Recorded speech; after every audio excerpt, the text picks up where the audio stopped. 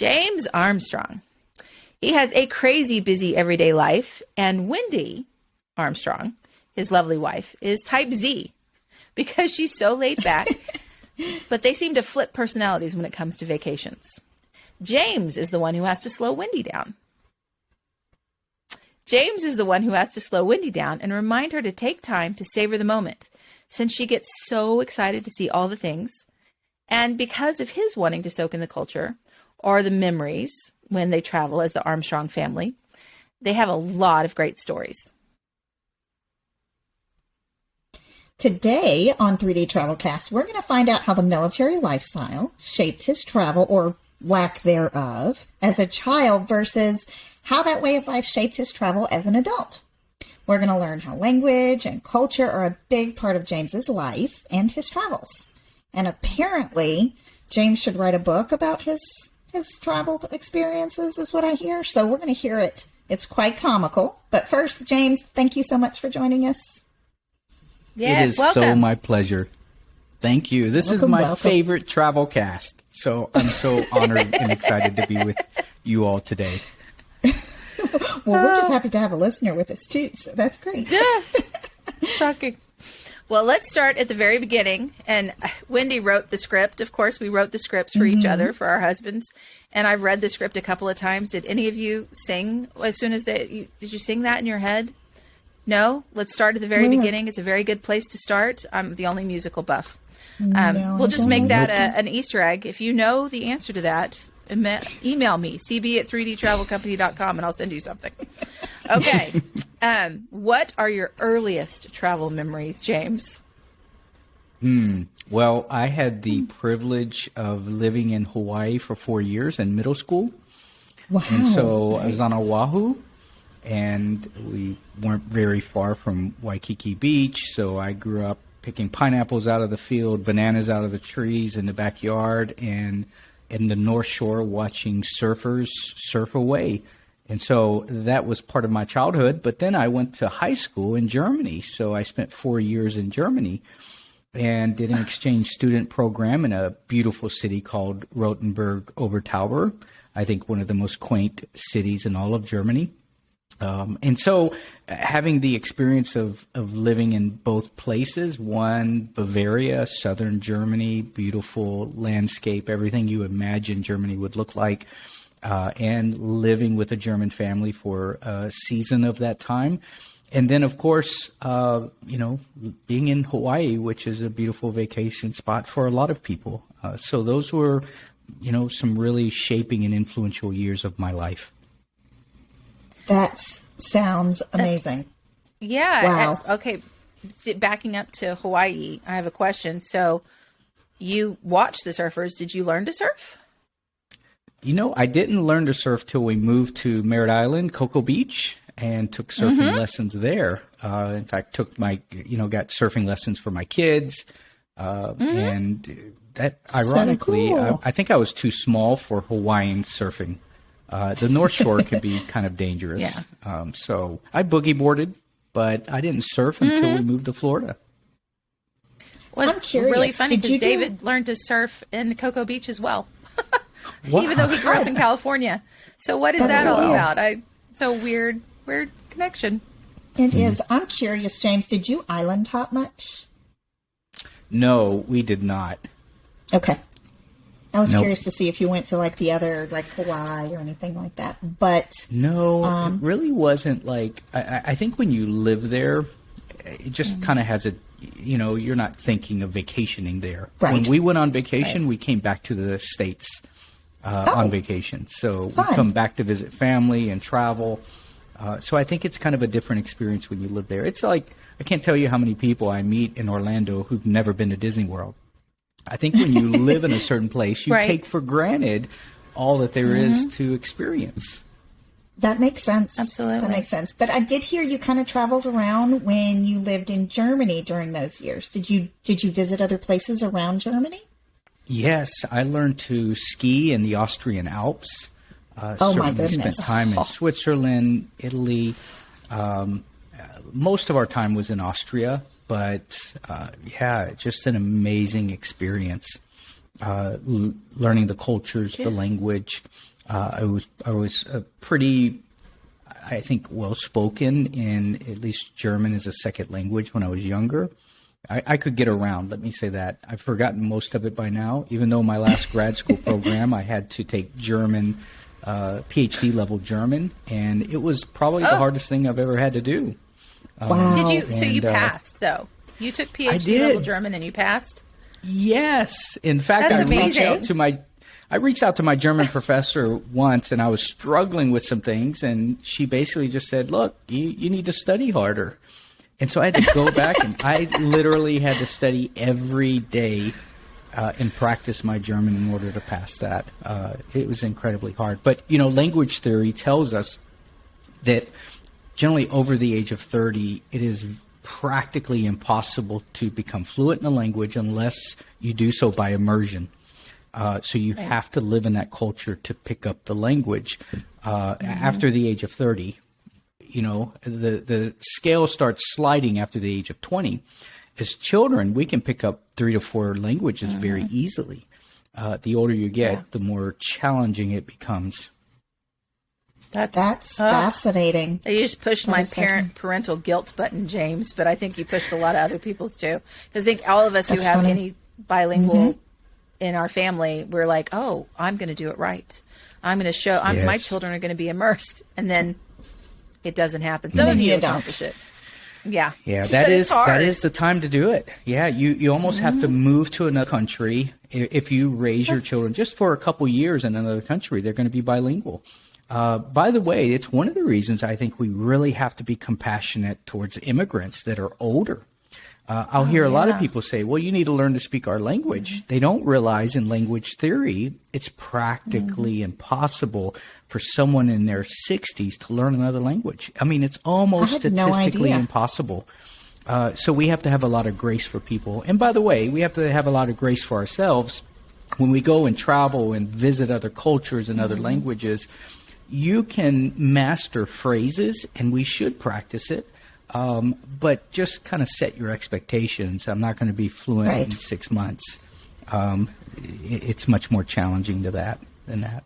Those are really good points. I hadn't really thought about that. And, being compassion, we try to do that. But that's another level when you mention our brains just don't work that way. And the scientist in me just really kind of latches onto that. That is fascinating. Absolutely. In my master's, my major was linguistic studies. So I majored in Greek and Hebrew. I studied German and Spanish as a translator. And then I also took Russian. I lived in Afghanistan for almost 2 years, so I tried to learn to speak Dari. I lived in Turkey for 2 years, so I really tried to master Turkish. Now, after having about 6 languages under my belt, when I try to speak with someone, I kind of throw in all the languages while I'm having a conversation. So you start getting confused at some point. I'll be speaking thinking I'm speaking Spanish, and my German will jump in there. And the same, if I can find a Turkish person to speak to, I'll start speaking Turkish to them.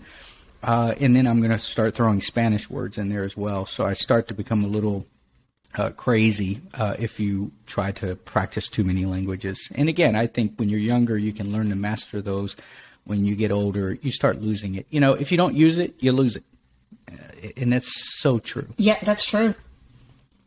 It is. Okay, so I love this. Wendy knew just exactly what you would start talking about. I didn't realize until now your love for languages. Me neither. So do you think that your love for languages started in Germany, or did it begin when you lived in El Paso? Ooh, that's a good question. Wow. She's a smarty. And what's funny is I tested in the military to be a translator for both languages. And I remember as a kid, my parents asking me to translate for them. When we would go shopping in Mexico, my mom would look to me and say, ask him how much this cost. And I would speak to him. And then when we lived in Germany, the same thing. We'd be out shopping, and my mom would say, hey, ask him how much would this cost? And, I could have a conversation with him. Yeah. And so I think, just being immersed in those cultures where I went to a school in El Paso, Texas, where I was surrounded by Spanish speakers. In fact, I had to tell my teacher sometimes, Right. hey, would you speak in English? Because she would start teaching in Spanish. But I had such a love for languages. And by the way, I think it transfers in my love of other cultures, which translates in a deep need of mine to vacation, not so much to just recreate and relax, but I want to go and experience other cultures. Right. I want to go see the sights and sounds and flavors. Yeah. I want to be around people and learn about their life, their culture, their language. And there's so much beauty in those things, but you've got to put some effort towards it. And I find that the effort you have to put forth often is speaking their language and being really interested in their culture. And so I tend to, when we're on vacation, want to spend time with people to learn about their life. And I remember we were in Eastern Europe, and I made some friends while we were out. And the next day they said, hey, we'll give you a tour of the city. And it's all because I started trying to talk with them in their language. And it's just so much fun getting to know people and spending time. And that's such a passion of mine. And so it's not so much I'm gifted towards languages. I just love other cultures. And the bridge to a culture is their language. And so if you want to experience it, you've got to get introduced to the culture and the people. That's amazing. And my goal in life now is to travel with Wendy and James. Yes.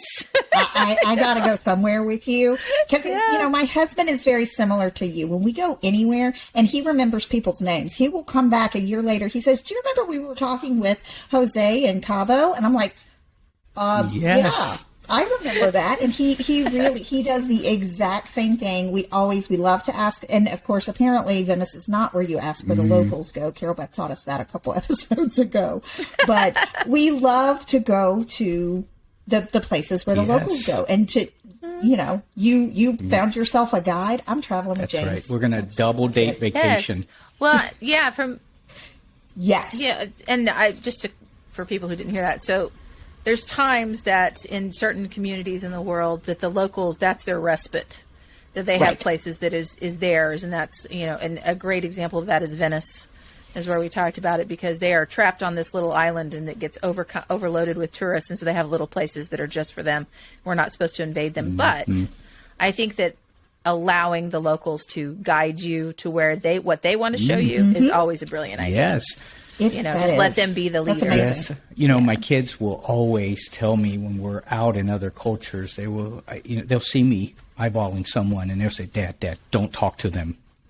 Don't make this awkward. And I'm like, but they may be future friends. No, leave them alone. Don't talk to them. And sometimes that becomes an opportunity to experience things that you would never experience. I was interacting with this Puerto Rican couple a few weeks ago, and they were about to head back to Puerto Rico. And I said, oh, I'd love to go to Puerto Rico, to go and experience it. But I don't want to simply go as a tourist. I want to go with Puerto Ricans who will show me what it's like to live and play in Puerto Rico. And they're like, let's put it on the calendar. We'll take you and help you experience Puerto Rico. Oh, that's awesome. I love it. So we're going out of order, but this fits right here.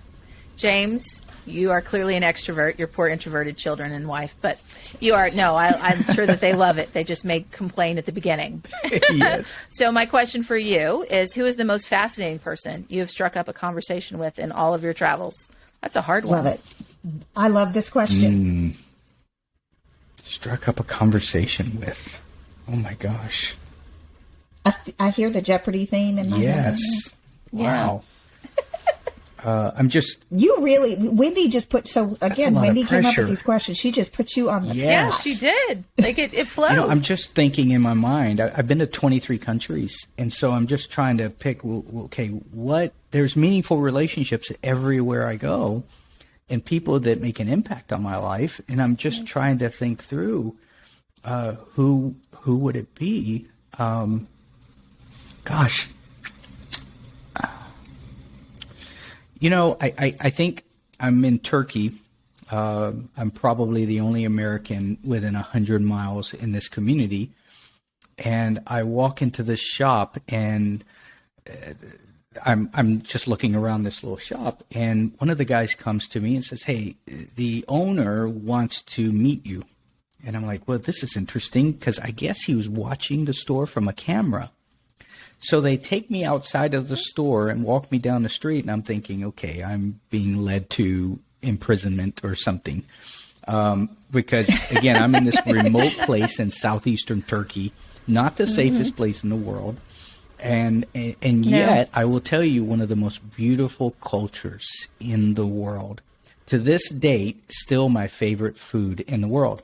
In fact, I'm planning on taking a group tour. I'm hoping this fall to Turkey. I want to take 25, 30 people to Turkey. Oh, that's great. I want them to experience how beautiful this culture is. And all the sights and sounds. Historically, Turkey, formerly Asia Minor, is just absolutely a key piece of history in the Middle East. Not only the Ottoman Empire, but the early Turkish regimes, all the way back to Constantinople, which was the headquarters for the Christian Church of the East. So you just talk about this country that is just has incredible rich history. I believe the best food in the world is in Turkey. I probably ate kebabs 6 times a week for 2 years. And so it's just amazing. So this guy, I'm loving this culture. When I drop in somewhere, I really enmesh myself in the culture. So I eat whatever. I'll travel wherever. And I'll tell you how many hospitals I've been to because I take risks in eating. Oh, that's funny. And there have been times I'm eating something goodness. and I'm like, man, where's the nearest clinic? I think I'm going to need it, but this is so good. And sure enough, 2 a.m, I'm crawling on the floor looking for, the nearest hospital. But Relief. Yeah. And I could tell you stories when that's happened in a lot of these countries. But he's walking me down this kind of alleyway, and I'm like, great, what have I gotten myself into? The guy invites me into his kind of a home. And we sit down, and he says, I've never had an American come to my store before. And he's got really broken English, but enough for me to understand him. He has one of his kids there who can kind of translate for him. And he offers me Turkish tea, and we have some snacks, and we sit there and talk about life in America versus life in Turkey. And after that, he's like, hey, go pick anything out in my store. It's my gift to you. And it's just one of those fascinating moments where you interact with someone that you just never expected to do.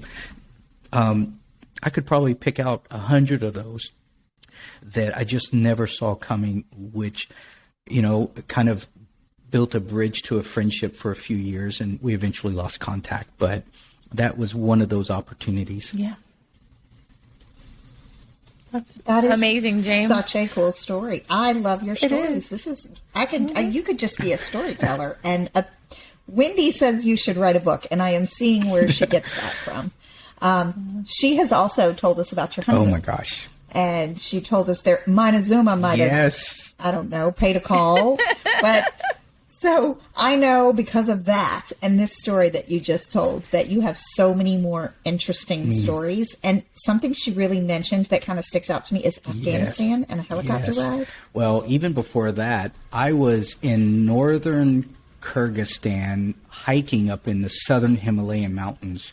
And my guide is this guy with a big backpack on his back, and me and my other American friend, we're hiking. I mean, we're up in the mountains, right? Southern Himalayas, just beautiful, the most beautiful mountain ranges you could ever imagine. And he's going to cook for us. And so he takes all the stuff out of his backpack and he builds this little fire on the ground and he's cooking. And I'm like, wow, this is an authentic experience. I mean, this is everything you would see on Discovery Channel. Very but cool. He pulls out this chicken and he's prepping this chicken and he's cooking this chicken much like kebabs. And I look at my friend and I'm like, dude, I don't think we're going to survive that chicken. You realize we've been hiking a half a day up in these mountains, and it's probably 90 degrees with this chicken cooking in his backpack. There's no refrigeration in the southern Himalayas in the summertime. And so he's cooking it, and it looks so good. And my friend's like, well, you know, dude, what do you do? We're in northern Kyrgyzstan. We do what the locals do, right? I will tell you, I crawled to this hospital where no one spoke English. 2 a.m. I was so sick. The world was spinning. And I was like, I knew that chicken was going to do me in. It tasted so good, though. It was so worth it for the moment. Was it worth it? And, flavored with bacteria. Yes, it was. It was a little bit on the side. That's great. But I will tell you, and I went to a hospital. No one spoke English, but they figured out I was sick, so they tried to treat me as best as they could, and I eventually recovered. That wasn't the first time. I go to this other restaurant in Bishkek, the capital of Kyrgyzstan. Within the same few weeks, and I kind of ordered chicken fingers, their version of it. I'm safe, chicken fingers. Well, they give me this dip, and I'm dipping this chicken finger. I'm loving it. Within 6 hours, I'm toast. I am sick. And so, can you tell me how many times you have had some type of food poisoning? Because I feel like this is a theme. Maybe this isn't the TravelCast theme we're thinking of, but it's enjoyable. But it was so much fun. I will tell you, though, I love the experience, and I just am willing to take risks wherever I go. I eat the food. I travel. So last year, I'm in Bogota, Colombia. And I've got my interpreter with me, and we're traveling through one part of Bogota, which, you know, is a little bit risky. And he's like, hey, are you sure we should be doing this? I'm like, dude, you're safe with me. I spent 2 years in Afghanistan. I can handle Bogota. And so we go to some of the coolest restaurants and really experience Bogota. Bogota is an amazing city. South America is just a beautiful place. That you've really got to go and experience some of these sights and sounds. But you've got to be willing to take risks. You've got to be willing to try new things. And you just kind of, you know, now every time I eat, I just pray and trust and, you know that I'll be okay maybe after a few days. What are you? You're trusting that when you go to the hospital, that eventually you'll recover, right? That's the trust that you're. Hey, if I could do a quick promo, can I do a quick commercial? Hi, if you're planning your next vacation, vacation insurance is a must for you. So I want to encourage all of you to get insurance for your next vacation, and then go out there and take risks. The James Armstrong plan. Oh my goodness. Right. That is amazing. Oh, okay. Whoa. I have so much imagery playing out in my head right now, James, of your journeys around the world. That's awesome. A lot of it involves him crawling into hospitals. It does. Yes, there seems to be no crawling. Kidding though. Crawling seems to be I think a theme. people have to understand this. Every time I went to Turkey, I would get a little sick. And what I learned in some of these experiences, I was trying to head to Africa this summer, same kind of scenario. Every time you go to a different culture, their food, there's different bacteria in the food. And you just have to realize that our systems, our gastro systems, has to get used to the different kinds of bacterial strains that there are. And so sometimes it's just normal. You kind of prepare yourself. You take meds that'll help you, and you just realize there's going to be an adjustment period. But, you know, most of the time we're perfectly fine, and it's worth it because you're going to experience some of the greatest food in the world. And that's just the reality of travel. True. I love it. Yes. Yeah. The immersion is definitely, I don't know, the experiences that you get from letting people, again, show you and all that they experience and everything that's their normal day-to-day life is incredible. It's incredible. Turkey, I have only been there to the airport and then flown out of the airport. So I didn't even get to do anything, Spice Market, anything. So I plan to go. My hope for you, James, is that you do start leading groups so that David and I can go Yes, and join would one love of your that. groups or many of them. That is the So, plan. by the way, Yeah. I'm in Istanbul, Oh. and I'm heading to this Istanbul market, which is Of one of the course most you are. beautiful markets. There's just so much. Istanbul Yeah. is a vacation Spice hotspot market. for Europeans. So you got to go experience Istanbul. There's dinner, evening boat rides. There's just the markets. I found books from like the 1600s in this Turkish flea market. It's just amazing what you will so find in cool. Istanbul. And my friend got a little sick, and I don't know if it was the trip before that. We were in Greece, and he could have gotten sick there, but he wasn't feeling bad. And he's like, "Well, I just want to be careful what I eat." We went around the corner and found a Pizza Hut. And so I'm sitting there with my friend eating Pizza Hut. I'm like, I'm in Istanbul eating Pizza Hut. Are you kidding me? But I was trying Yeah. to take care of my friend, Yes. and it was still Right. a blast. I mean, you got to take a picture of that Yeah. in Istanbul. Yes. That's funny. The Pizza Hut. I don't know if David talked about this when y'all interviewed him, Sandy, that his family, Yep. when they went to, they ate at We Pizza Hut talked every about day. Pizza Hut in London, or not in London, in England. They did wherever it not was. immerse. He didn't understand No. immersion until he married Well, me. if I'm not mistaken, Montezuma was to do with the pizza on your yes, honeymoon, right? And in that Mexico. too. So see, the pizza that's where it'll get And, you. oh, by the way, they're just That's just because you're anti-pizza. yeah. True, I am anti-pizza. Well, we so thought there we were you go. getting away with something, not realizing that the vegetables on the pizza are still locally sourced. And so you're still Yes. getting locally sourced food, but I will tell you, it's still all worth it. One of the funnest things to Absolutely. do, and I know I sound really Americanized here, and again, I'm a guy who loves immersion, but one of the funnest things to do, we live 4 hours from Paris. And so we were in France a lot. Once you kind of do the touristy things and experience that, then you start learning to relax and go sit by the Eiffel Tower and read a book and drink a cappuccino. There is nothing like just having a book, sitting on the grounds, drinking a cappuccino, and just enjoying life. One of my favorite things to do is to go to Pisa, Italy, at the Leaning Tower of Pisa. The closest restaurant to the tower is McDonald's. And so one of our practices was to go get a Big Mac meal and go sit on the grass next to the Leaning Tower of Pisa and have this cross-cultural experience of a Big Mac with a Leaning Tower of That's Pisa. You talk funny. about a global community. Watch everybody do the. Yes. And Yeah. and the crazy thing That's is, it's funny. like the quickest, cheapest, closest restaurant to the Tower of Pisa.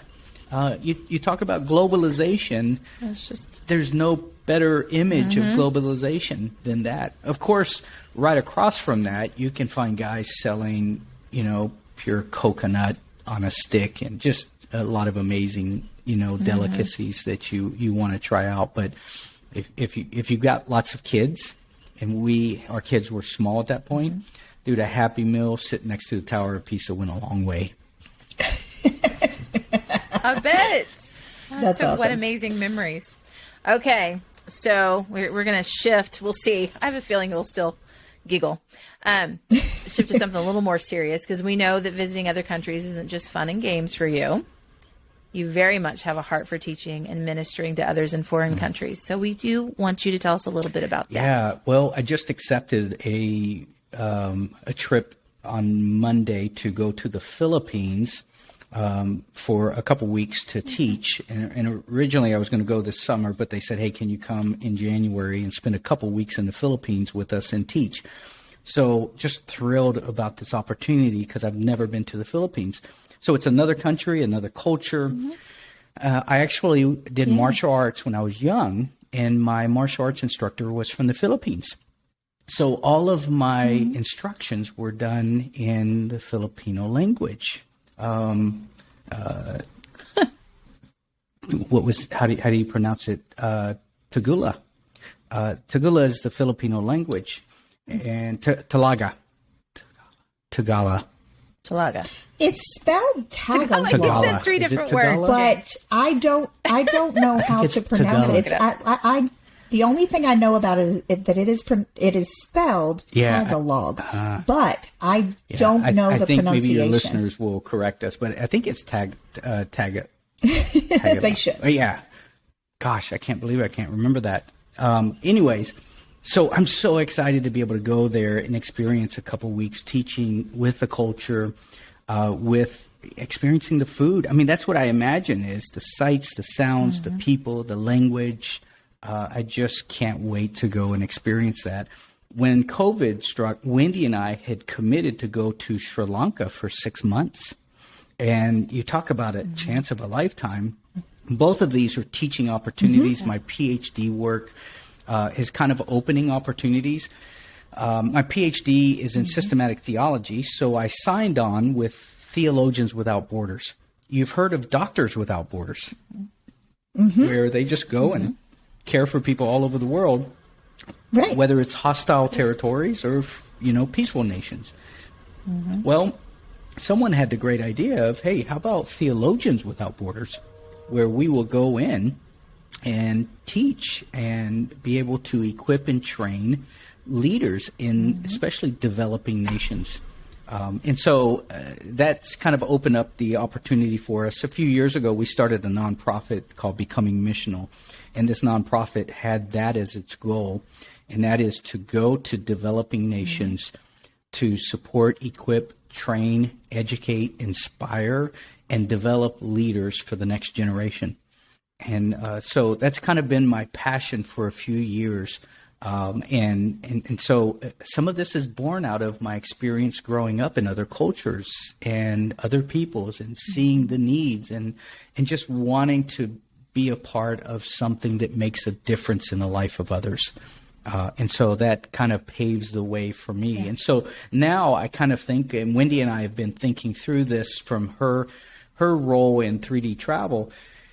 And I really encourage everyone to think through this as possible, is what would it look like to have vacations with a purpose?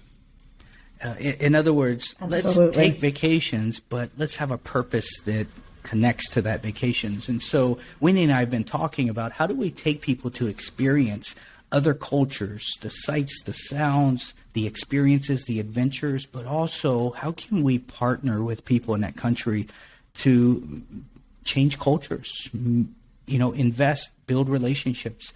I want cross-cultural experiences, but I want them to shape my life as much as maybe I can shape their life. So it's very much a reciprocal experience. I think people are just as excited to know us as we are to them. I'm sitting at a dinner table with a member of the Communist Party in Minsk, Belarus, a few years ago.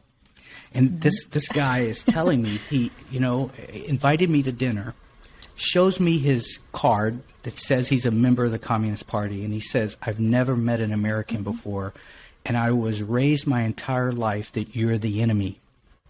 And I said, well, I'm so glad to now call you my friend.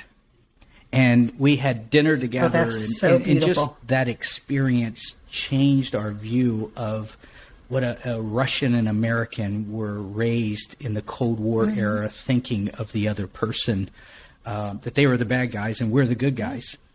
But it's those opportunities, those cross-cultural experiences where you build relationships and you get to know people. And I'm in Minsk, Belarus. Never imagined I'd be there having dinner with a guy from the Communist Party. But that forged a friendship and an experience of me in his home, learning what it's like to live his life. So just beautiful. And that's something that Wendy and I can't constantly think of. How can we go and do that? I want to go to Peru and take a group to Machu Picchu, but I also want to take them to experience the Peruvian life. By the way, I think one of the best foods in the world is Peruvian chicken. So I want them to eat Peruvian chicken. Okay. The spices. Just no cuy, please. Yes, that's right. So I want to go there and help people. I want them to experience Peruvian life. See, one of the 7 wonders of the world is Machu Picchu. You've got to go there and see it. But also go and experience life with Peruvians. And also, how can we forge relationships, and how can we also bring something of ourselves to benefit and bless others, because we're going to learn and be shaped from them as well. So that's part of my passion and heart, is to take people to experience these things, but also that this cross-cultural experience happens where they shape our life and we shape their life. I think it has to be reciprocated. And so I'm always looking for opportunities to do that. So that's kind of been my passion over the last few years. Mm-hmm.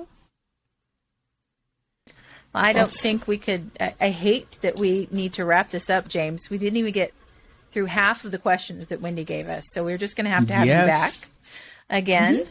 Yes, please. I feel like we could take you. We could just go continent by continent. Oh gosh, yes. So part one of this podcast was medical responses to food, and part two, more coming. Yeah. Yes, exactly. But wait, there's more. Yes. That's awesome. Oh my goodness. So Sandy, if you want to see us out the door, let's close it out. So yeah. Are we going to tell what we love? Absolutely. You can edit that out. All right. So my favorite thing that I loved listening to is your idea on how to combine affecting ourselves in vacation as well as the last thing that you were just speaking about. Granted, it was hilarious, some of your earlier memories, and I am fascinated about how we can combine those things. We used to have a cruise line that would do something similar, and now that cruise line is no more. I would love to know how we can bring that back. Wonderful. I love you. Well, James, I hope you know I love your heart for people and your heart for Jesus, and how that is met. And so often we get distracted by our differences. And I love every time you speak about culture, it is you don't even have to state out loud that the things that we have in common in our humanity and who we are and what connects us, it's just who you are. So you jump in and you experience all those bits and pieces, even if they include bacteria, which is a level that I don't know how many people would be willing to follow down that road to that extent, but it's a great thing to see in a leader. You know, you're supposed to go far and long and stretch yourself so that it inspires us to stretch ourselves. So while I personally do not want to experience all the hospitals around the world that you have, I am inspired by the level of your dedication and do aspire to be more like you in that way. So that was great. Thank you so much. Absolutely. Well, it's been such an honor to be a part of this. My favorite TravelCast in the world. By the way, I don't know if y'all know this, but I became recently the president and CEO of your fan club. Oh, that's nice. Right now, it's just me. I am very excited about this. It's just me. I'm looking for other people who want to join the fan club of the 3D TravelCast. And, with all your free time. You can email us at info@3D Travel Company, right? Is that right, Carol Beth? Is that how they can get in touch? Yeah, that comes to me. I'll just forward all those to James. That's what I'm saying. Is they could just send it there. You'll forward it over. Email me. No, I hope we come back. And James, you're telling us about we need to have you and Wendy when y'all start planning your trips. I know we've been planning for years. Like this has been in the heart and the minds. We've talked about it in Florida and other places that we've gotten together.